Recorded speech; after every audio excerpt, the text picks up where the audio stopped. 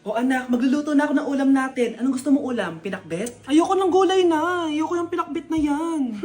Fried chicken? Nakakasawa na yung fried chicken na yan, Nay. Gusto ko yung may sabaw. Ang arte mo naman anak. Anong gusto mo? Sopas? Luso, pas. Para naman tayo nasa lamay niyan eh. Gusto ko yung may baboy. Ah, alam ko na. Sinigang na baboy. Ano naman yan anak ha? Ba't tumidila-dila ka dyan? Di ba alam yun, Nay? Si Alden? Diyos ko, kaka-tiktok mo na naman yan eh. Ano na naman pinapanood mo ha? Ay naku mga bata ngayon. Nakakatakot na kayo. Anak, nakita mo ba yung cellphone ng tatay mo? Nilagay ko dun sa loob ng kabaong niya bago siya ilibing. Ha? Ba't mo naman ginawa yun anak? May mga importante laman dun. Baka sakaling buhay pa siya para matawagan niya ako. Ay, Diyos ko talaga tong batang to.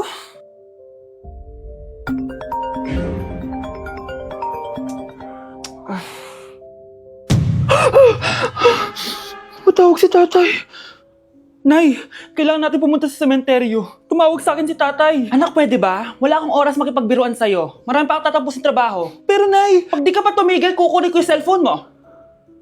tay, sumagot ka. Alam kong buhay ka.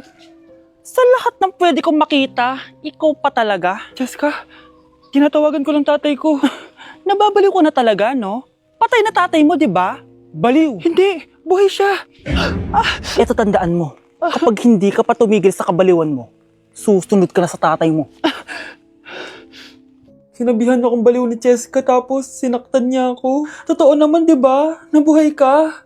Anak, nabalitaan mo na ba? Ha? Ang alin, Nay? Patay na si Jessica. Natagpuan siyang walang buhay dyan sa may ilog. Ano? Ay, Diyos ko, kawawang bata.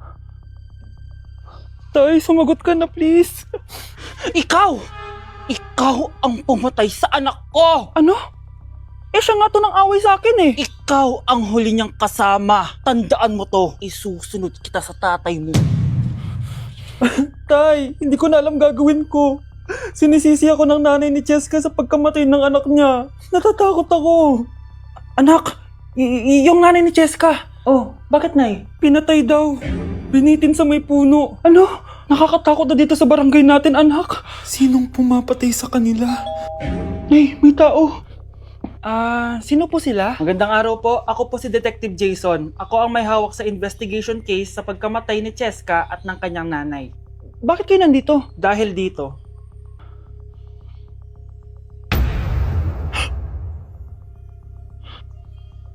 Nay, ikaw pumatay sa kanila? oo anak, narinig ko lahat ng mga sumbong mo sa tatay mo. Cellphone ni tatay. Pinangako ko sa tatay mo bago siya mamatay na poprotektahan kita kahit makapatay man ako ng tao. Sumama ka sa akin ma'am para ma-interview ka namin. Tandaan mo to anak, kahit nasa kulungan ako, poprotektahan kita. Tumawag ka lang.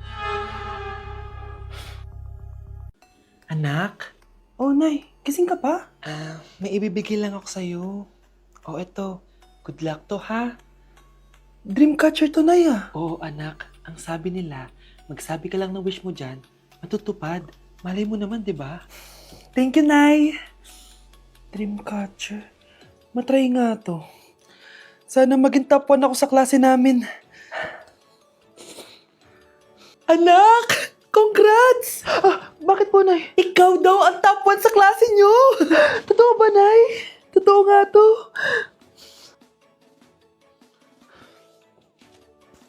O anak, saan ka galing? Nag-apply ako sa trabaho.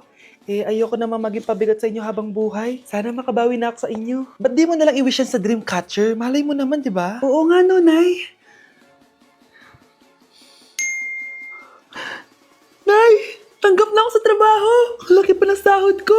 O, di ba? Sabi ko naman sa'yo, anak eh. Deserve mo yan. Nay, sa wakas, makakabawi na rin ako sa inyo. Bes, alam mo, ang yaman mo na. Bakit di ka pa mag-asawa? Ay naku, Bes. Kung may magkakagusto man sa akin, ang gusto ko, mabait at responsable. Parang si Joshua. Naku, Bes. Si Joshua pa. Puro trabaho yan. Hi Scarlett, pwede ba tayong mag-lunch together mamaya? Sure, sige. Siyan ba? Ayun. Oh, yan ang simula ng love story nyo, ha? Ay, mahal. Grabe. Natupad na natin yung mga pangarap natin. May anak tayo. May malaki tayong bahay. May maayos tayong trabaho. Ay, sa wakas. Proud ako sa ating dalawa, mahal.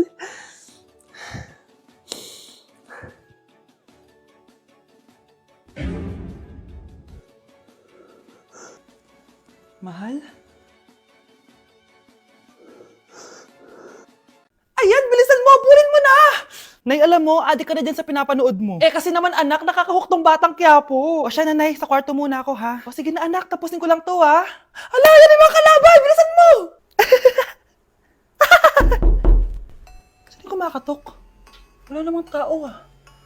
Lo, tapos na agad? Nakakabiti. Saan yung kumakatok? Hello?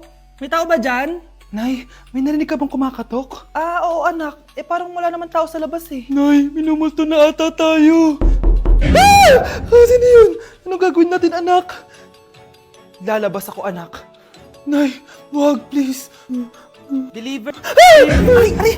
Ano ba problema nyo ha? Kanina pa ako katok na katok dito. Bingi ba kayo? Ay, sorry. Ba't kasi gantong oras ka nagdi-deliver eh? Oh, eto. Pinapabigay ni Coco Martin. Totoo ba? Wow, Nay! Di ba pinapanood mo yun? Si Coco Martin? Unbox na natin, Nay! Uy, may pa-letter pa sa akin si Coco Martin. Siya pala may-ari nito, anak. Wow, ang dami nilang pinadala, Nay. Tamang-tama, anak. Madami tayong hugasin ngayon. Binyagan mo na to. Kaya kayo, abangan nyo na to dahil available na to sa TikTok Shop starting at 11:11. I-follow nyo lang ang @bida ng TikTok. O anak, bilisan mo dyan ha. Gamitin na natin to. Wow, ang bula! Tapos ang bango pa! Tapos ang mura pa! Kaya bida talaga sa bulsa! Grabe ang linis! Araw-araw ko nang gagamitin to! Nay, punta tayo sa mall! Wag muna ngayon anak ha? Madami kailangan na tapusin na trabaho si nanay. Sige po, Nay. Palagi nilang busy si nanay. Ako na lang mag-isa lalabas. Diyos ko po, anong oras na? Di ba pala kami kumakain ng anak ko? Anak, anong gusto mong ulam? Nasaan na ako? Hala, si Teddy na dumihan na. Ano yung gumagapang? Anak! Pumunta yun. Mare! Yung anak mo! Oh, Mare, nasa inyo na naman yung anak ko? Pasensya ka na ha, makulit talaga yun. Mare! Patay na yung anak mo! Natagpuan nilang wala ng buhay kasi natuklaw siya ng ahas. Bakit di mo siya binabantayan ha? Ano? Anak? Hindi. Anak. Ma'am, wag po muna tayo lumapit. Iniimbestigan pa po namin yung bangkay. Anong bawal? Anak ko yun, oh!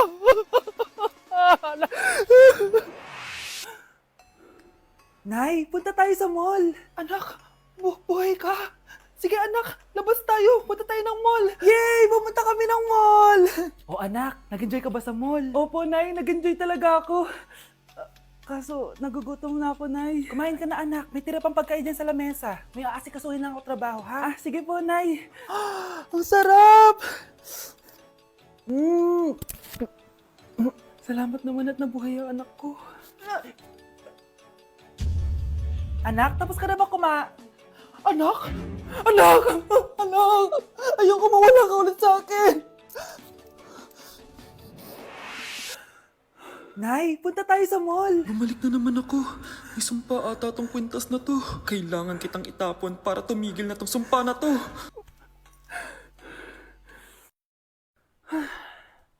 Teka, kwintas ba yun?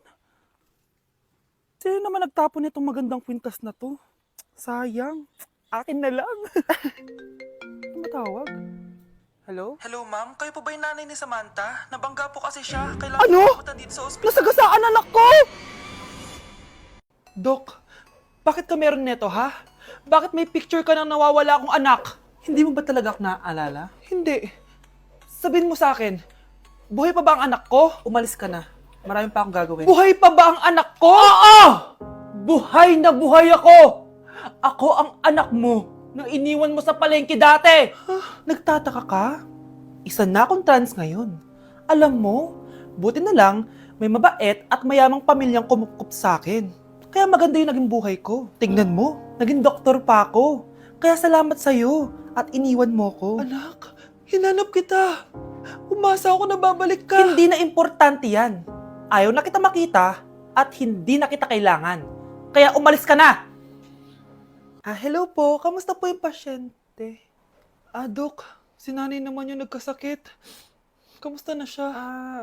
Okay naman. Sa iba ko na lang siya ipapaasikaso, ha? Anak? Anak, please! Bakit anak tawag mo sa kanya, Nay? Sure ka ba na habang buhay ka magagalit sa nanay mo? Nakita ko results niya kanina. Anytime, pwede siya mawala. Magpapahangin lang ako. Nasaan na sila? Hello, nurse? Nasaan yung pasyente dito sa room 214? Anak? Ako ba hanap mo? Nay, akala ko may masamang nangyari na sa'yo. Anak, hindi na kita iiwan. Good news! False alarm lang pala yung nakita namin result sa nanay mo. Ibig sabihin, magiging okay siya. Salamat naman. Nay, ayoko na mawala ka sa akin, ha? Yay! May ate na ako! Nay, sorry. Napagastos ka pa tuloy sa pagpapa-hospital sa akin. Ano ka ba, anak? Nawala na nga sa akin yung kuya mo, di ba? Ayoko namang mawala ka din sa akin. Hello po, good morning. Dok, ano po balita? Makakalabas na po ba si Scarlett bukas? Ma'am, may good news po ako. Pwede na po lumabas si Scarlett bukas. Salamat sa Diyos! Hindi na ako magiging pabayang ina. Ayoko na maulit yung nangyari sa kuya mo. Nay, ano pala nangyari kay kuya? Hindi mo pa nakakwento sa akin yun. Ha? Bata pa yung kuya mo, anak, nung nawala ko siya sa palengke. Mare, magkano tong sitaw? 50 na lang sa'yo, Mare. Ang mahal naman, Mare. Pwedeng 20 na lang to. Mga laruan ba yun? Ang ganda nun na. O siya, sige na, kumare naman kita eh. Ayun yung gusto ko sa'yo eh. Tara na, anak. Anak, anong lugar na to? Nasaan yung batang yun? Nasaan na si nanay? Nay! Anak! Ate, may nakita po kayong bata dito? Ay, wala po akong nakita eh. Nasaan na ba yun? Anak! Simula noon, hindi ko na nakita yung kuya mo, Scarlett. Hanggang sa may pumuntang pulis sa bahay natin. Ang sabi nila, patay na daw siya. Grabe naman yung nangyari kay Kuya Nay. Ang lungkot naman po pala nung nangyari sa kuya ni Scarlett. Sige na po, ma'am. Kailangan ko pa po bisitahin yung mga ibang pasyente. Sige po, Dok. Salamat po. Anak, ang importante, makakauwi ka na bukas. Opo, Nay. Makakapag-thirst trap na ako ulit.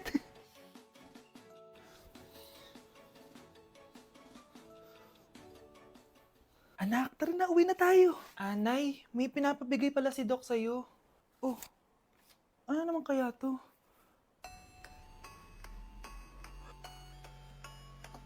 Paano nangyari yun? Nay, bakit po? Mga sinungaling kayo? Paano niyo nagawa sa akin to, ha? Nay, anong sinasabi mo? Hindi namin maintindihan. Ikaw, Scarlett, sabi mo doktor ka, di ba? Bakit katulong ang trabaho mo sa New York, ha? Nay! Ikaw, Brianna, teacher ka, di ba? Bakit nakita ka nilang nasa bar at sumasayaw-sayaw ka pa? Ikaw, Michael, akala ko may engineer na ako. Ngayon pala, nangi-scam ka lang ng tao! Bakit yung tinago sa akin to, ha? Nay, hindi kasi ako nakapasa bilang nurse sa New York. Sabi nila, mas magaling kasi talaga si Brianna compare sa akin. Kaya rumakit muna ako bilang katulong para makapag-aral ulit. Oo, Nay! Sumasayaw ako sa bar. Pero di ko binibenta ang katawan ko. Kinilangan ko lang yung pera para makagraduate na ako bilang teacher. Ayoko na kasi manghingi sa'yo eh. Ang baba kasi ng sweldo ng engineer, Nay. Kaya humanap ako ng paraan para kumita ng pera. Alam ko mali ang pagiging scammer pero yun ang bumuhay sa akin, Nay. Mga anak! Sana sinabi niyo sa akin. Pamilya tayo dito, diba? Magtutulungan tayo. Bakit tinago niyo sa akin? Natakot kasi kami, Nay, na baka ma-disappoint ka namin. Alam kasi namin yung paghihirap mo. Mapag-aral lang kami. Anak ko kayo. Gagawin ko lahat para sa inyo. Sa tingin niyo ba hindi ko kayo tatanggapin, ha? Kaya itigil niyo na yung mga ginagawa niyo. Lalo ka na, Miguel! Opo, Nay. Sama-sama tayong bumangon. Nay, sorry. Wow, ang sweet naman. Isa ka pa. Gusto mo talaga masira itong pamilya namin, no? Lumayas ka dito, pamilyang peke! Ano? Palibhasa, di ka mahal ng pamilya mo.